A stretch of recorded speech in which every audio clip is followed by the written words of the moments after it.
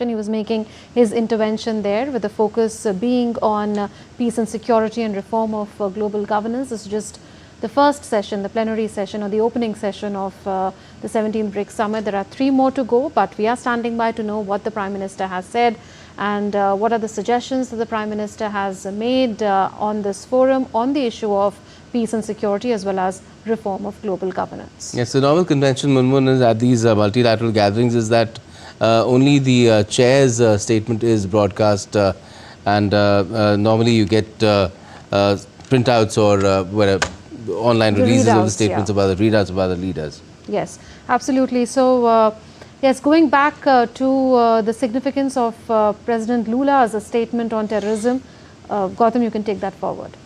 Yes, it is indeed very, very a diplomatic success really for India, considering what's happened in the recent past, Ambassador Mukul, isn't it? Because we saw how our Defence Minister had to really take a stand there at the SCO Defence Ministers meet and say that we are not on board with this declaration, which does not mention the issue of terrorism in the manner that India wants it to be reflected. And now that President Lula has put it across right in terms of where in his first address at the session where he's setting at in the first plenary, then we can expect it to be reflected in the declaration itself, which will have to be, which conventionally is unanimous. Yes, all decisions of the BRICS are by consensus, but I do not expect that anybody would object here, because SCOs is a different dynamics, because with Pakistan present there's a different dynamics in SCO, whereas in the BRICS, but nevertheless it is a huge diplomatic success of our outreach. And the fact that we have been making this point very clearly, very forcefully and at various fora, and I think the message has gone across very clearly that terrorism has to be in the front and center of many of these. And what do you make of the speculation that this is the reason why President Xi is not there, because he knew, or the Chinese side knew, that this is something that will happen? The BRICS declaration will mention Pahalgam, and since China is Pakistan's friend, at least President Xi did not want to put his name to it, to this declaration, which is why he sent his premier. Well, we can speculate on the reason why he did not come, but I mean, the fact of the matter is that China will be very much part of the declaration. It is the way these multilateral organizations work. It is the delegation ultimately, irrespective of whether President Xi is there or not, China will be part of the leaders' declaration if there is a consensus declaration adopted at the end of the summit. So, as I said, we can speculate. Maybe that is one of the reasons contributing. I really do not know what prompted him not to come. But the fact of the matter is that the terrorism is going to be a major takeaway from this summit, it looks like, especially with President Lula setting the tone. And if I can also go back to the point that you were raising earlier about the 5% GDP, the NATO, the 5% GDP, I mean, it is very, very surprising that the 0.7% commitment which the developed countries have to provide 0.7% of the GDP as development assistance or aid to the global south or developing countries was not forthcoming, and now these countries have raised their defense spending to 5%. I mean they have been reneging on their commitments throughout from Monterey, etc., that they had to provide 0.7% of GDP, and none of the developing countries, to the best of my knowledge, has been meeting its commitments to provide this assistance to developing countries. And now, as we hear that the NATO, and I think that is why President Lula has also mentioned that fact in his opening statement. Yes, also Ambassador, the current Indian ambassador to Brazil has said that in the bilateral segment we expect an MOU or a memorandum of understanding on counterterrorism between India and Brazil. It seems that a lot of political capital has been put in on this by Brazil on the issue of counterterrorism. Itself has been a victim of terror attacks. There were school shootings in the past. There was a Brasilia attack in 2024. And would you say that that shows that, you know, the list of countries that don't have double standards of on terrorism is increasing? No, I think there is a increasing sense that terrorism has to be tackled with a firm hand, and I think that is the message coming out. And especially President Lula mentioning Pahalgam by name, I think is very significant. And as I said, we expect a strong formulation. What the exact formulation will be, we'll have to wait and see, but a strong formulation on terrorism in the leaders' declaration when it is adopted tomorrow. Okay. Another issue, Dr. Joshi, is of the reform of the United Nations Security Council. Now, this is something which is extremely basic to the mandate of BRICS, which is the reform of global governance institutions, including the UNSC. And President Lula has spoken about the need to include new permanent members in UNSC, and India, of course, is part of the G4, and India has also put forth a proposal where it has not just asked in the past, in the last couple of years, the representation of the G4 countries, which includes Brazil, but it also wants the representation of the entire developing world in different forms in an expanded UNSC. So do you think that this is one issue again that will definitely be mentioned in the BRICS declaration, but something which will also gather momentum from here on? Indeed, when we look at the objective or the theme of this year's BRICS summit hosted by Brazil, it's Global South Cooperation for More Inclusive and Sustainable Governance. So reforming all these international mighty platforms and organizations is one of the prioritized agenda for all these global South nations. And we also have seen when India had the presidency of G20 in 2023, we tried to democratize this mighty platform of the Western nations by including African Union as a permanent member to this G20 organization. So now all these countries, including Brazil and India, are echoing the voice of this global South of getting the leadership positions in United Nations, different agencies, including United Nations Security Council. And for that matter, our ambassador, our representative at United Nations General Assembly had also proposed a model in which it was proposed to increase the number of both permanent as well as non-permanent member seats, and we had requested for making a reform in which all the continents and all these regions that are neglected in the United Nations Security Council presently get their true right position as a leader or like permanent seats. So Brazil also supports India in this particular objective, and for that matter, Brazil has kept this theme to bring this issue on the top, that there should be reforms in all these international organizations, not limiting to United Nations Security Council only, but like all principal agency or agencies of United Nations. So I think that it's going to be a prioritized action item or a point in the joint declaration which will be released by the BRICS member. Right. Also, Ambassador, if you go back to one of the most popular addresses that the Prime Minister made to a BRICS summit, it was in 2015 when he had delivered that address in Ufa in Russia. He spoke about 10 points called PM Modi's 10 Kadam. And that included that the BRICS should have a trade fair, should have a railway research center, should have cooperation among supreme audit institutions, there should be a digital initiative, there should be an agricultural research center, there should be a forum of state or local governments among the BRICS nations, there will be cooperation among cities in urbanization, there would be a sports council and annual sports meet. Monu, we have a bit of more of breaking NDB. news. We have the text of the Prime Minister's address, his intervention at the session on global governance, where he's spoken in a fairly sarcastic manner about how the voice of the global South is not being reflected in the institutions, the global governance institutions at the moment. He said that it's something like there is a mobile phone which has a SIM card but no signal. Ambassador, could you comment on that?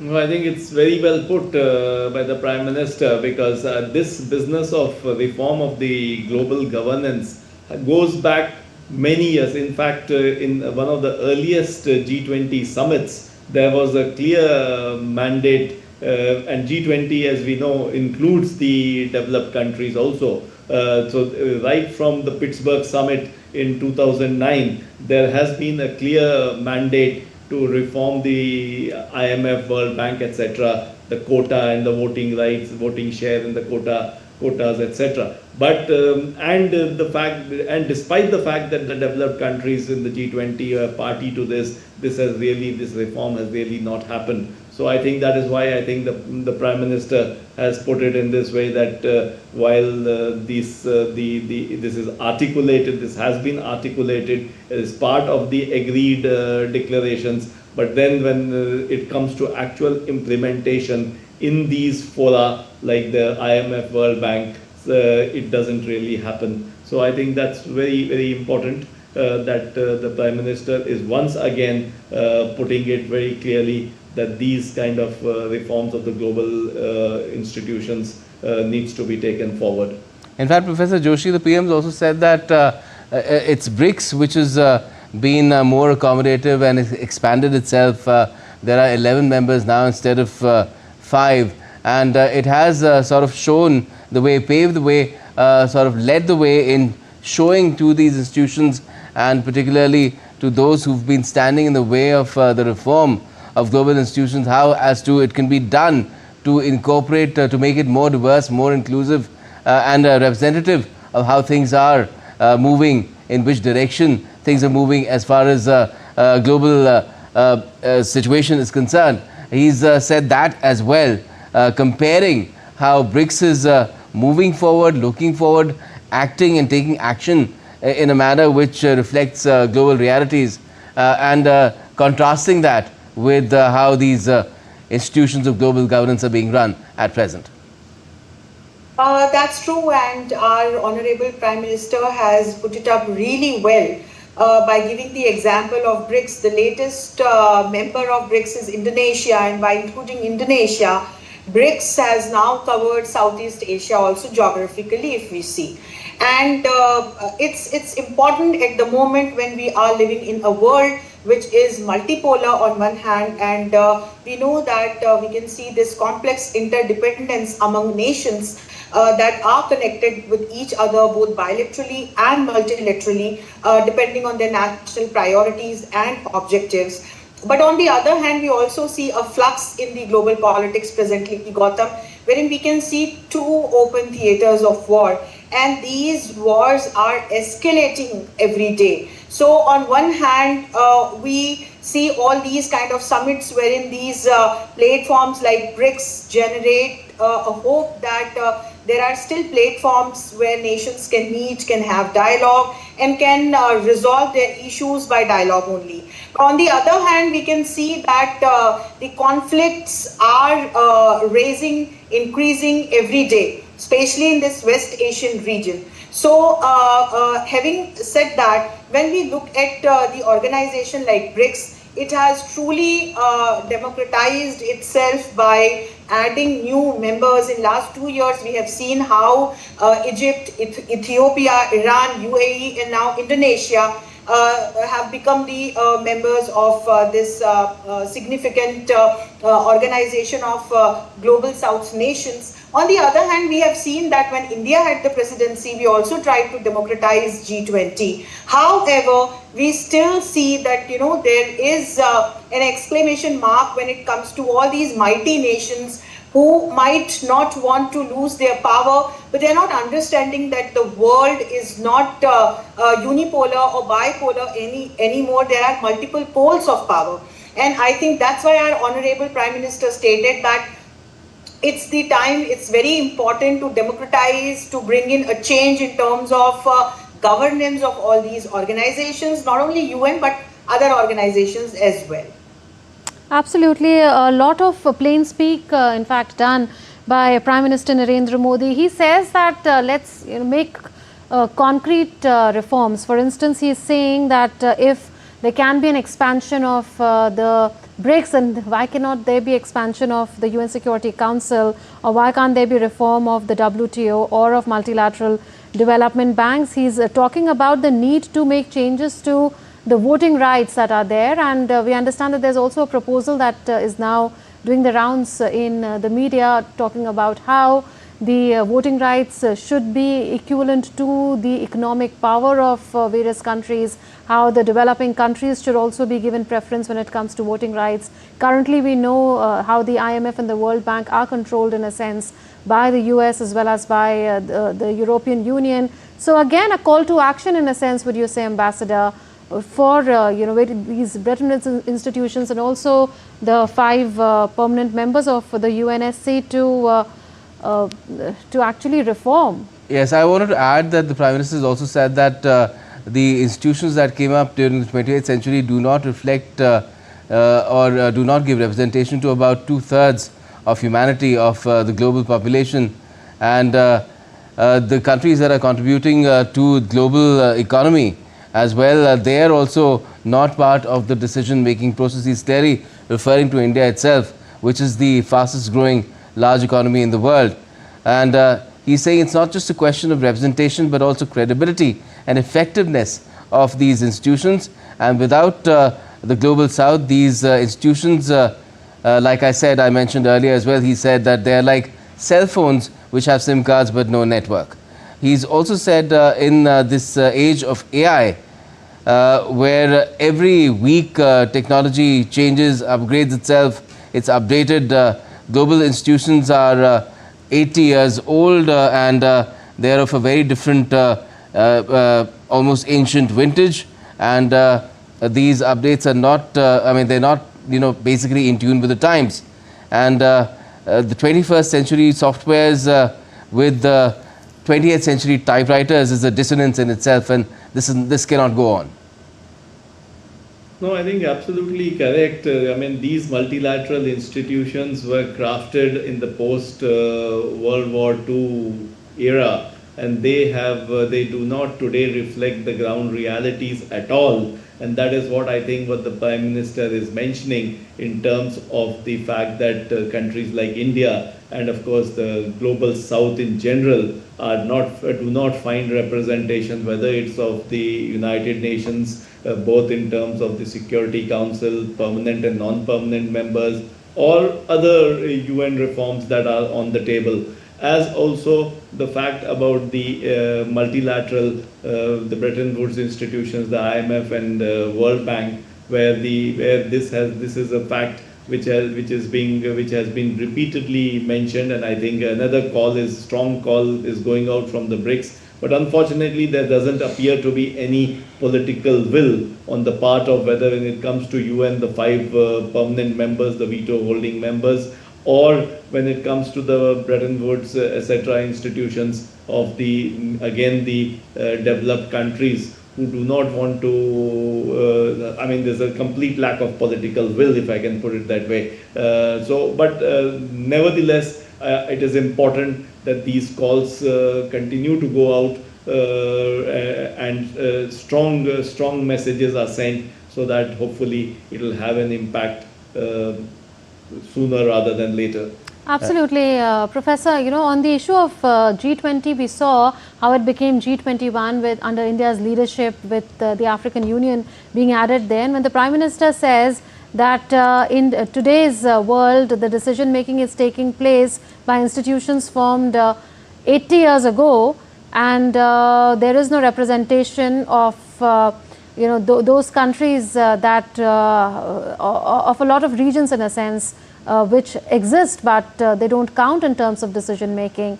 He says this is not just an issue of representation but an issue of credibility and effectiveness. Is India leading in terms of action as well? It is not just a point being repeatedly mentioned in fora after fora, or at the UN-GA addresses that annually take place, or at the various regional forums that India participates in, but India is also now showing in terms of action when we see that under its presidency, AU became a member of an expanded G20? Indeed, just see how India performs at different international platforms. So be it G20 or just look at Quad, what and how India is working for, and be it about BRICS or SCO or I2U2, all these international platforms, India is trying to leverage all these platforms to not only bring in a new perspectives from the point of global South's agenda, but it is also trying to bring in a change in terms of the nature of all these international organizations. As in, our Prime Minister keeps stating that democratization is the word which should be done to all these organizations. So if we take an example or case study of United Nations, we all know when and how it was established. So it was at the outset of Second World War when United Nations was established. But the power still remained, or decision-making authority still remained into the hands of those colonial powers, those superpowers, which had ruled all these emerging economies of today. So just look at the countries of Africa, Latin America, Asia. They all were left behind in this, particular organization. They were included as members, but they were not given any leadership role. And that's what India has recognized in past couple of years. And India has started speaking for this particular objective, wherein our Prime Minister keeps stating from all the platforms that the first and foremost objective of Global South is to provide right place to all these emerging economies on international platforms. And if we see the politics of today, a lot has changed. I mean, the definition of power in itself has changed. It's no more about territorial and military power. It's also about economic and cultural power. And from this angle, when we look at all these emerging economies of Asia, Africa, Latin America, I see we all are rich with our markets, huge population, natural resources. These Latin American and African countries have huge resources of critical minerals. So we have a lot of potential. But now we need that leadership place wherein we can take decision. And that's what our Prime Minister has been trying to do. So India actually is acting upon these objectives. So just it's like a list of objectives. You talk about women-led development, we are doing that. You talk about digitalization, we are doing that. You see this, about reforms in or good governance, we are doing that. So what we are talking about from all these platforms, first unilaterally we are trying to convert these objectives into national level schemes, and from here then we are trying to connect with like-minded nations at bilateral level, and then we are taking the same action items to the multilateral level. Okay.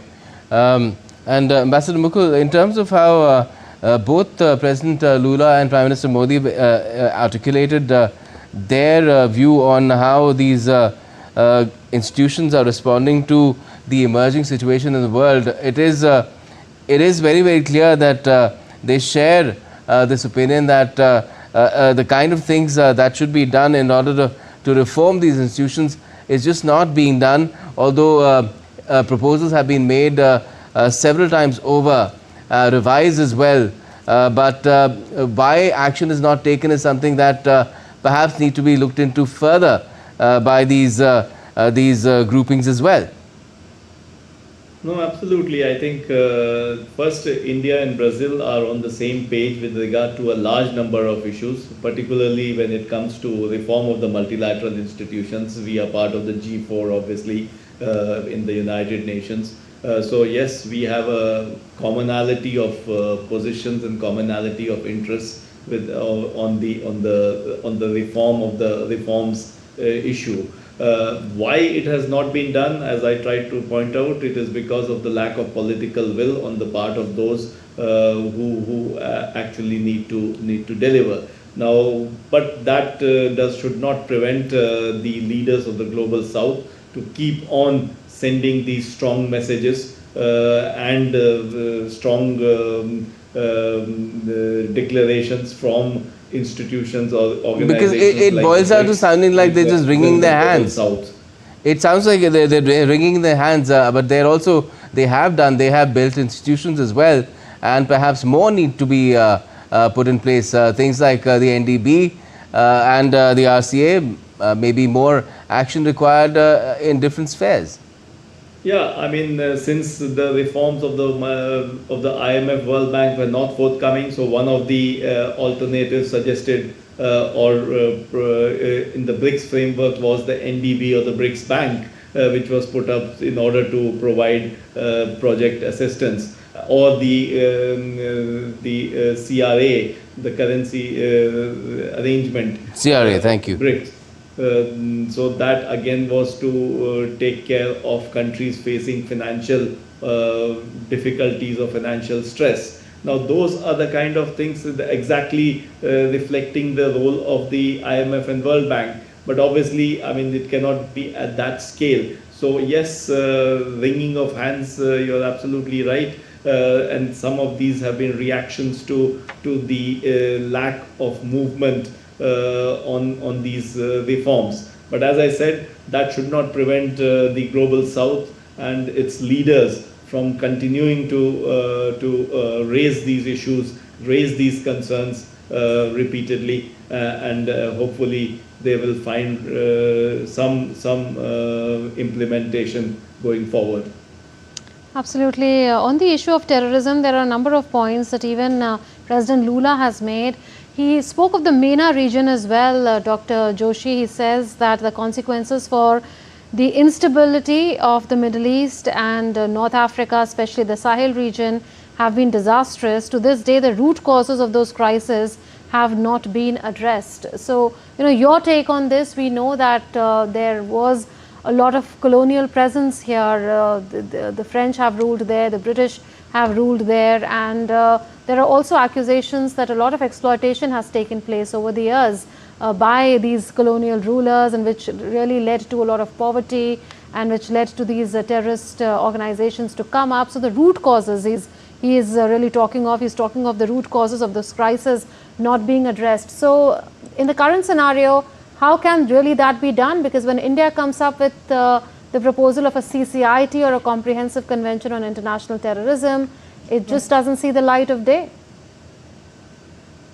That's right, and India has also been demanding for a solid definition, or a definition of terrorism in United Nations. So when we look at this whole issue of terrorism, we can analyze the issue at three levels. At the unit level, wherein it lies in the mindsets of people because of different reasons. At the state level, wherein there are certain states that sponsor terrorism. We all know Pakistan is a classic example to quote here for their own interests. The politicians, the military, the leaders of Pakistan, they have been nurturing terrorism and terrorist organizations for years. So there are issues at the level of states, and then at the level of global level initiatives. So we all see that how different organizations like United Nations, for that matter different nations, they keep talking about strengthening counter-terrorism initiatives,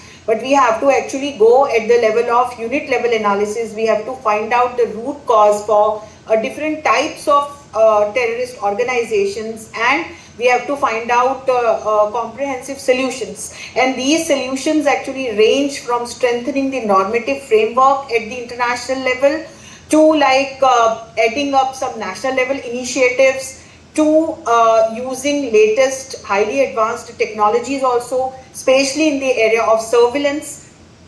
And then we also have to strengthen our public healthcare systems, as in terrorism or the terrorist organizations do not limit to the conventional weapons only. These days we also know that there could be cyber attacks, there could be chemical weapons attacks, there could be biological weapons attacks, and in Latin America we have seen this issue of narco-terrorism also, wherein there are certain terrorist organizations from Africa, from Middle East, who have made their headquarters in Latin America, to grow and manufacture and market drugs to fund their terrorist activities. So there is another issue of narco-terrorism in Latin America.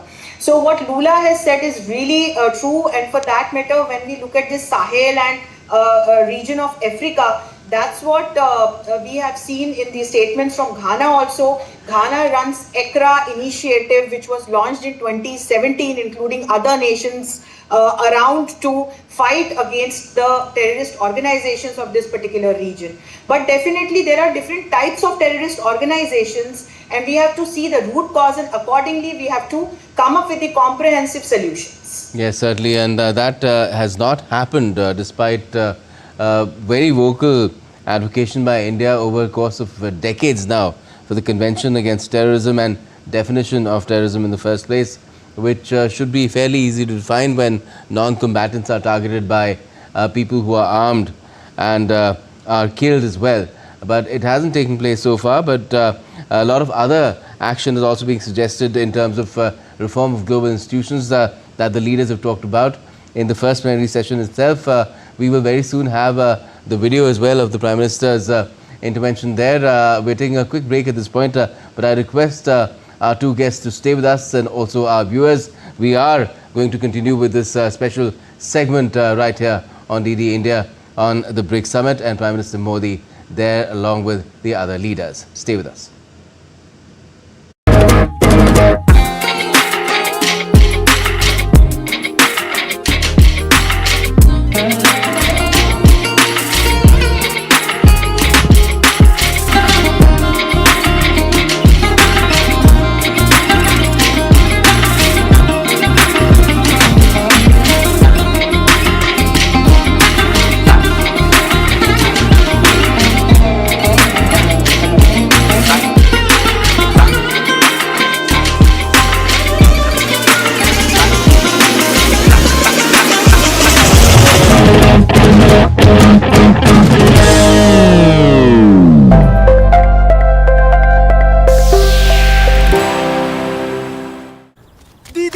नौकरी लग गई। अरे वाह, बधाई हो। तो अब तो ढेर सारी शॉपिंग। हाँ दी, नया मोबाइल। अरे रुको शहजादे, सैलरी से पहले खर्चे। इंस्टेंट लोन भी तो मिलता है। पहले बजट बनाना सीखो, फिर खर्च करो। पर दी, देखो, कमाई का एक हिस्सा हमेशा बचाना चाहिए, लेकिन पार्टी देने से नहीं बचोगे तुम। हाँ दी, पार्टी मेरी, बजट तुम्हारा। अच्छा। आरबीआई कहता है, सही वित्तीय बर्ताव करे आपका बचाव। Near the heart of India, a land filled with surprises.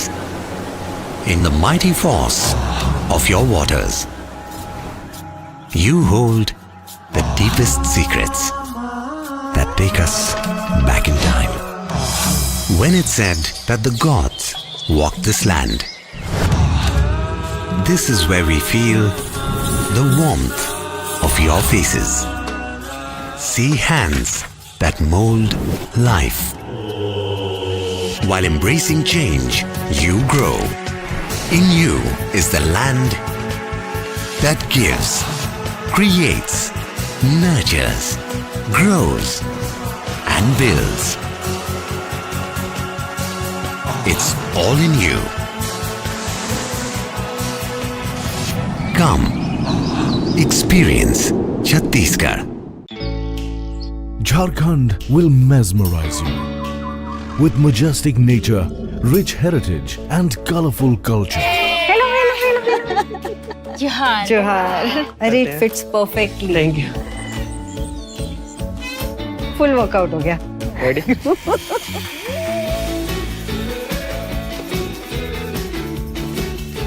Postcards from Jharkhand on National Geographic.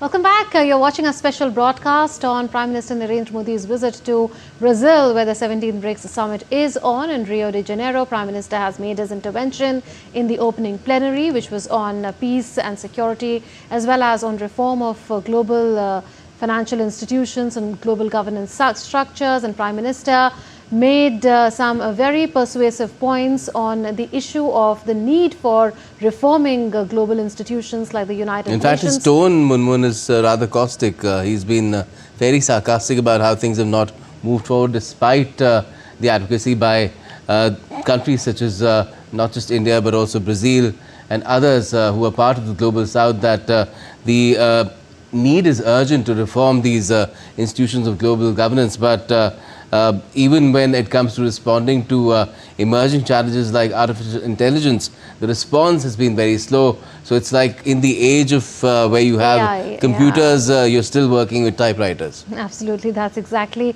what the Prime Minister said. But President Lula of Brazil, the chair of the BRICS summit, did say on terrorism that it has found fertile ground and that the ideology of hate cannot be associated with any religion or nationality. He condemned specifically the attack in Kashmir, which is the Pahalgam terror attack, and he said that absolutely nothing justifies the terrorist actions perpetrated by Hamas.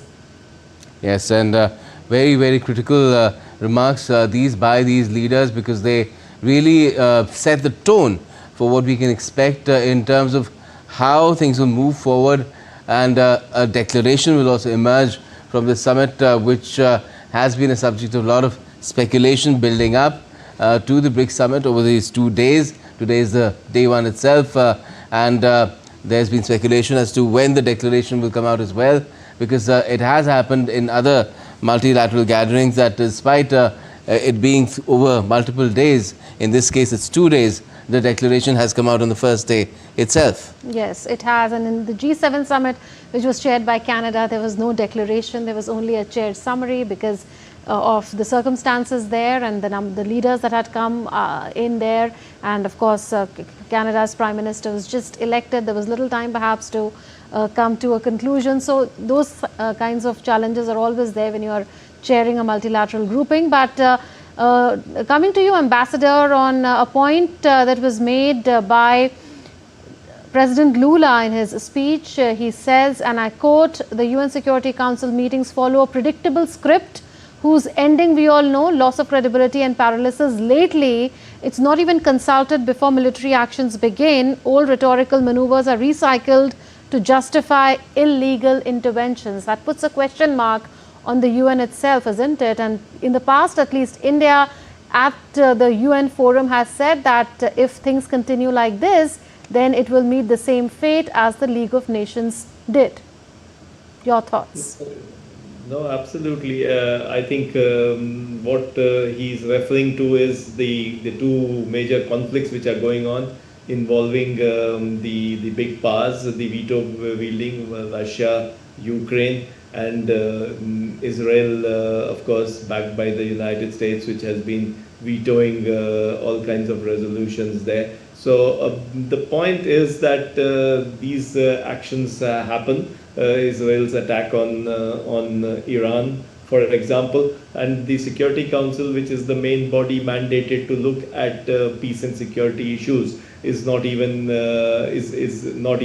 either consulted or it's bypassed or circumvented. Yeah, it's completely ineffective because of these vetoes which are happening. So that is again something that needs to be looked at in order to ensure that the Charter of the United Nations and its most important forum, the UN Security Council, are able to implement it.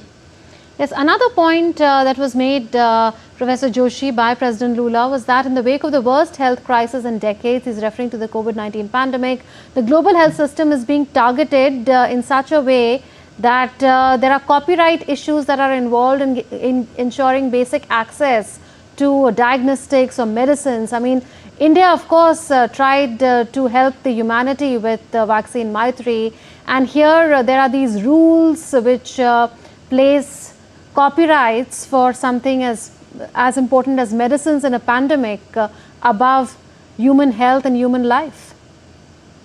Certainly, human health and human life is like the most prioritized objective for all organizations, all the countries across the world. At the end of the day, it's all about our existence, and the statement actually has a lot to like read between, because if we go back to the days of COVID-19, we saw even the powerful nations flopping in terms of the kind of healthcare systems that they had, the kind of advanced technologies that they had. Despite that, countries like Italy and United States of America could not control, could not contain the virus, and we all saw how they had to face the repercussions of this dreadful virus. And we have to, when we look at a populous country like India, from day one we adopted certain unconventional mechanisms. We went for like a nation's closure thing, and then we immediately started developing vaccines. But that is what we have to understand, that at international level developing vaccines involves multiple steps. There are protocols, and then there are issues of copyrights also when it comes to manufacturing and marketing. So definitely there are a lot of normative issues which are to be brought on the central stage when we talk about strengthening healthcare systems across the world, and especially in global south nations. And together all these nations of BRICS are also trying to collaborate and strengthen not only their own healthcare systems, but also at the global level they want to come up with a collaborative mechanism. But it needs money, it needs funding. So for example, all these vaccination, manufacturing, research and development and vaccination programs, they need a lot of funding. And the world remembers how India sent its homegrown vaccines to 150 plus nations during the black days of COVID-19. But at the end of the day, the reality is that looking at the kind of population all these nations in global south have, especially in Latin America and Africa, we need a lot of funding also.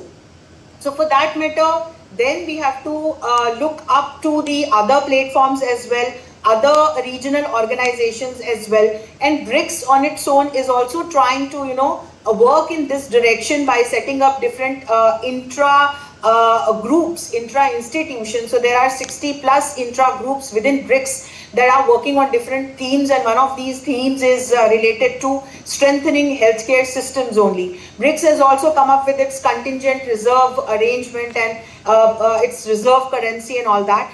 But still, coming up with all those proven, comprehensive, holistic, yeah, Gautam. Yes, absolutely. Let's now show the viewers the highlights of Prime Minister Narendra Modi's address to the plenary session of the 17th BRICS Summit. And India's Prime Minister Narendra Modi delivered his remarks at the 17th BRICS Summit in Brazil. As you know, in his speech, he pushed for reforms in global institutions. As you can see on the screen, he's mentioned that two-thirds of humanity has not been adequately represented in global institutions, and the countries of the global south are victims of double standards as well. Also in his address, the Prime Minister said that countries of global south, like we know, have been victims of double standards, as two-thirds of humanity are not adequately represented in global institutions. And he also referred to how technology gets updated every week in the age of AI, and that it is not acceptable for a global institution not to be updated even once in 80 years. And he's also been very sarcastic in saying 21st century software cannot be run with 20th century typewriters. A lot of people now, Munmun, will not really know what typewriters are. Yes, reforms should not just be symbolic, and the real impact of reforms should also be visible. And he said that priority should be given to challenges of global south in policy making as well. So that's the sum and total, the gist rather, of what Prime Minister Modi said in his intervention in the first plenary session of the 17th BRICS Summit. Very, very clear-cut remarks in terms of the kind of expectations that a country like India has with the world at large, largely Western powers who are responsible for putting these Bretton Woods institutions together, the kind of structure that they have. If you look at the UN with their Security Council, with their P5 and then the other members as well. But the other members do not have the right to veto. So whether they're there or not, they have a voice in a way. But that is rotational, yes, and P5 has been permanent for 80 years. So, Professor, Joshi, coming to you on what really can be done on this aspect, because BRICS has shown that there can be expansion of more developing countries, more global south countries. The G20 has shown that there can be more developing countries that can be represented. But the United Nations Security Council has not shown that, despite repeated protestations and shaming also in a sense on platforms like this. So what is really the way forward? We haven't heard much on text-based negotiations that were to take place. So if the P5 countries are really not willing, though many of them say they are willing, and at least one P5 country has never supported India's inclusion in an expanded UNSC. But having said that, what really can happen on this? At the end of the day, it's all about the political will of these P5 nations, I would say, and you have put it really well that we have not seen that, one voice from all these permanent members from Security Council so far. So when we talk about this objective of reforming, especially United Nations Security Council and by and large United Nations. So, okay, all these countries, including India, might talk about this very need of reforms within United Nations and United Nations Security Council. However, now there is a parallel line wherein we see that experts and countries and leaders are also of the view that day by day, United Nations and especially Security Council is becoming redundant because of not bringing in much needed reforms for years, and it's like an existential crisis for United Nations, I would say now, because where is Security Council in case of this Israel-Hamas conflict? Where is United Nations in Russia-Ukraine war? Where is United Nations in when it comes to Gaza, or when it comes to the war between or escalation between Iran and Israel? Where is United Nations when terrorist organizations like Hamas or Hezbollah attacks Israel? So see, there are comments from experts, there are such articles, readings that suggest that if United Nations does not reform itself, if it does not renovate itself, then it will become redundant. So I think that now it is up to those nations who are the permanent members to follow the process and bring in a change, a much needed change. Well, look at what's been happening now, Ambassador, in terms of how the US has been responding. The US under Donald Trump has been saying that I will cut funding, I will not give, I'm coming out of the World Health Organization, and pretty soon that might apply to the United Nations as well. If what the United Nations says it does not agree with what Donald Trump really believes, his reasons might be wrong. But do you think that is one way to go? Just tell the UN that, look, you're not reforming, so we will not be part of the UN anymore, we will not give you money, we will withdraw, we'll create our own institutions. Well, that is one way perhaps, but really I think it's not so easy to create parallel institutions for the UN. I mean, there have been suggestions, but I think the solution lies in the fact that these countries have to be convinced, they have to realize, and that is what I think the Prime Minister meant when he said he spoke of double standards. With regard to the global south not being represented. So I think that is the message which has been going out consistently for a number of years now, and has been once again very strongly reiterated at the BRICS ongoing summit in Rio. But hasn't it been falling on deaf ears? See this, the declaration will reflect this. But again, hasn't it been falling on deaf ears? I mean, how do you take things forward when the party that you're trying to address just isn't listening? Well, that is certainly a real problem, a real dilemma. Unless there is political will, they are not. This will not happen. but I think the realization is dawning on a number of, increasingly dawning on the stakeholders, that the UN is becoming completely redundant or dysfunctional and is not able to deliver on its mandate. So is also the fact with regard to other institutions, like the WTO is paralyzed. The Bretton Woods institutions have not been able to reform themselves, despite, as I said, the messages going out from the G20 summits, where actually these countries are also part of the declaration of, but it still doesn't get implemented. So it is clearly a matter of political will, and I think the pressure has to be kept on, and sooner rather than later, hopefully this will happen. Okay, and look at an institution like IMF, the way things have been going there. Yeah. I mean, you have the IMF bailing out Pakistan all the time. Oh, absolutely. That, of course, is an issue that has been raised repeatedly, even at the IMF level, by India. Well, joining us now for more is our correspondent Meghna Dev from the summit venue. Meghna, we heard Prime Minister Narendra Modi's address. We also heard President Lula's address. Prime Minister focused his address on the need for reform of the global institutions, and President Lula spoke on the issue of that issue, as well as on the issue of terrorism. He mentioned Kashmir as well. Now all eyes are on whether the joint declaration will also mention the Pahalgam terror attack and also condemn not just terrorism but also cross-border terrorism. What are you picking?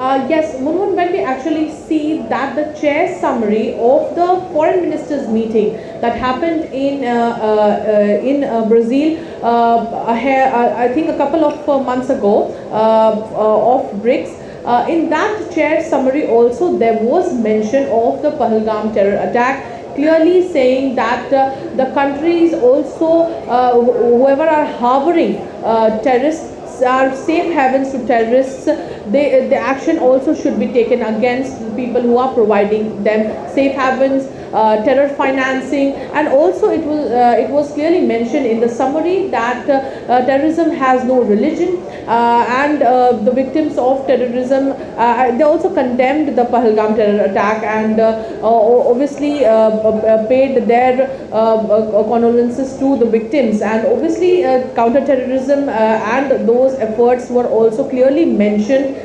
in the chair summary of the foreign ministers meeting. And today again, when President Lula brings it in his intervention of the first plenary session, it definitely speaks a lot of about the kind of importance and the push, the stronger push that India has clearly been giving on terrorism, counter-terrorism efforts, and also and not only this, there has also been talks of bringing the people, UN proscribed terrorists and other entities, to action taken against them. So that is also something that India has been trying to push again and again on all multilateral platforms, and especially after the Pahalgam attack, India has very strongly voiced it across the globe. Now, having said that, the Prime Minister Narendra Modi also did talk about the reforms. He talked about how there has to be more representation on the UNSC horseshoe table. He also spoke about how when we actually see that softwares and the digital era is constantly changing, but the UN has not had any reforms in the past 80 years, that clearly makes it very outdated, not relevant to the current world problems. That makes it a very important issue, that while the world's having new challenges day by day, but the institutions that have to or probably have to combat, regulate, give regulations or give solutions are not up to date. So this is also something that India has time and again brought on multilateral fora, and this is also very in line with what Brazil has been saying. So we clearly see that there are convergences in terms of what India's priorities are at the BRICS and what Brazil also prioritizes in its agenda for the BRICS. So right, Meghna, the first plenary. And not only this, yes, Gautam. The first plenary was for the members, only the leaders were to speak in it. So did you also get to hear as to how these matters were incorporated in the speeches of, or how were they articulated by the other leaders? I believe Vladimir Putin also joined in virtually. Generally in such... Gautam, generally in such multilateral fora, there is generally the chair address that is clearly given out to the media. Besides that, there are only transcripts of the other leaders come in. So we have the Prime Minister Narendra Modi's transcript of what he spoke at the summit, and once we get the transcripts of the other leaders who have spoken at this first plenary session, we'll get to know on what other sectors, what other important aspects have been picked up by the other leaders as well. So we'll have to wait for more transcripts to arrive of all the leaders who have attended this first plenary session, which was only restricted to full-time members. Yes, also Meghna, in President Lula's address, there were two references. One is that BRICS is the heir to non-aligned movement, and with multilateralism under attack, our autonomy is once again at risk. Hard-won advances like climate and trade regimes are under threat. So this is of course an articulation against the most powerful economy in the world, but there is also a mention where he says that in many cases we see that attacks take place without the country concerned going to the United Nations to take the sanction or approval of the UN. So these two references are there. How should this be read? And do you think that this declaration, whenever it's out, will be balanced, or will it take a certain position? What are you understanding from this?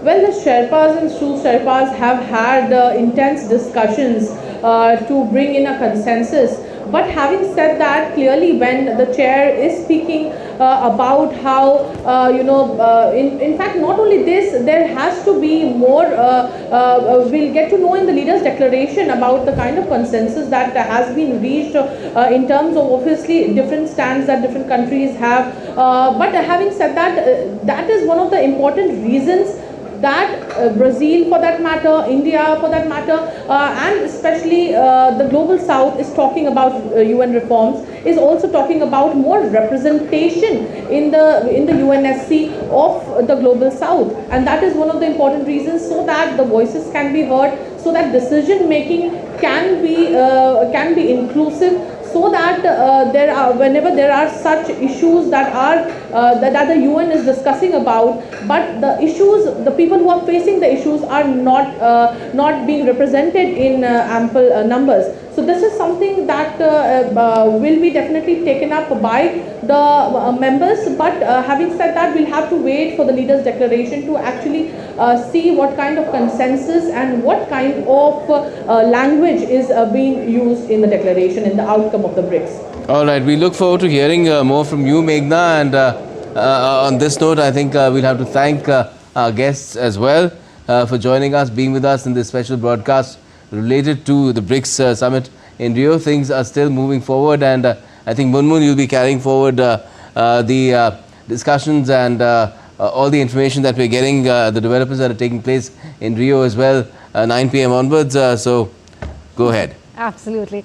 Well, for now, we'll take this breather and we'll thank the guests here, Ambassador Mukul and Professor Joshi and Meghna. Thanks for joining us. So the 17th BRICS Summit in Rio de Janeiro is currently on, and the plenary session has been addressed by Prime Minister Narendra Modi. The inaugural address was given by President Lula da Silva, and impassioned pleas made against terrorism as well as for reform of the global governance structures. That's it then in this special broadcast. I'll see you in a bit at 9 p.m. Stay tuned.